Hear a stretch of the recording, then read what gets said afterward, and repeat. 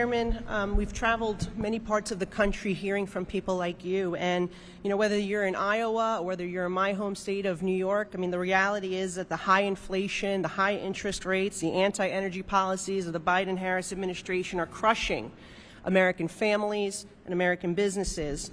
66% of Americans say they're living paycheck to paycheck, and if they think it's hard now, that is nothing compared to what it will be like if Democrats have their way and allow the provisions that we're discussing today from the Tax Cut and Jobs Act enacted by President Trump, if they allow that to expire in 2025. Under TCJA, on average, Americans with less than 100K in income got an average of 16% in a tax cut. We saw the creation of millions of jobs, record low employment for African Americans, for Hispanics, for women, for veterans. We saw the middle class wages across this country lifted. And we saw the doubling of the standard deduction, which was a major credit for working families, and also the doubling of the child tax credit for working families, lifting 6 million Americans out of poverty. And important to New Yorkers, it got rid of the alternative minimum tax for millions of middle-class families.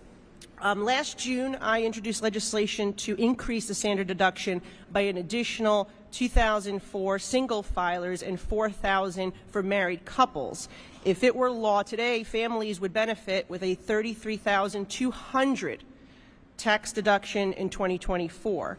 And while I want to increase it, sadly, Kamala Harris, the Democrats, they've said that they want to get rid of, they actually want to cut our deduction in half. They want to go back to what it was before we had this critical tax relief. So I'll start with Sarah. As a family, what would the standard deduction being increased even further mean for a family like yours?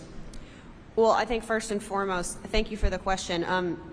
Reducing the standard deduction would negatively impact my family because it would raise my taxable income, both at the federal and the state level. We experienced benefits from tax simplicity. I didn't have to have receipts, all over the floor trying to itemize all this stuff, trying to save a buck. We were able to take the standard. But again, Iowa and many states use the federal taxable income as the starting point for state taxes owed. And so with the reduction in the federal standard deduction, my state taxes will also go up. So I'm not going to be hit once with this tax increase. I'm going to get hit multiple times over. That's right, and that's exactly why I wanted to see the standard deduction not only kept but enhanced to protect more middle-class families, because that's who really benefits from it. And with that said, the alternative minimum tax, do you have an opinion if that were to be added back? Again, I think any tax that's brought back that is hurting American families and taking more of our earned money away from us so that we can't spend it on our families and invest in our homes and our children is a bad thing. Well, that's exactly what, sadly, Kamala Harris and the Democrats have said they intend to do. $7 trillion is what my colleague said in tax increases is what they're proposing. But I also, I don't have a farm in my district, but my constituents do eat, and they use energy. And so the Biden-Harris tax and energy policies have been crushing domestic energy production. It's driving up the cost of everything, I believe, right? So can you talk as farmers about how energy drives up the cost of food for the people I represent in New York, and also maybe you want to touch on some of the renewable energy sources that we can derive from both corn, and I did visit a facility where there was renewable natural gas from food waste, from cow manure, and I thought that was really interesting. It's cleaner, it's more efficient, it's more affordable, and it's than these EVs that they're trying to push us on through all these incentives that go to communist China. Would you like to comment on that?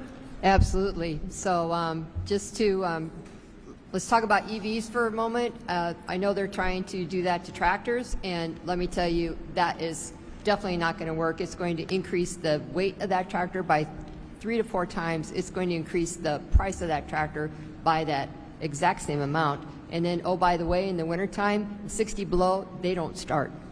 So, and getting back to your being able to use other besides the biofuels to use the methane. And just so you know, there's more landfill methane given off than any other source in the United States. So there's a place to tap. But when it comes to using the other fuels, first of all, right now the ethanol is available, and we can put it right into the gas tank. We are pushing for the Next Gen Fuels Act to be passed to increase those amounts of ethanol to be put in fuel tanks. So, and for every percent of this is from the American Lung Association. So for every percent of ethanol that we are able to put into that fuel tank, we are also reducing our healthcare costs because we're taking particulates out of the air.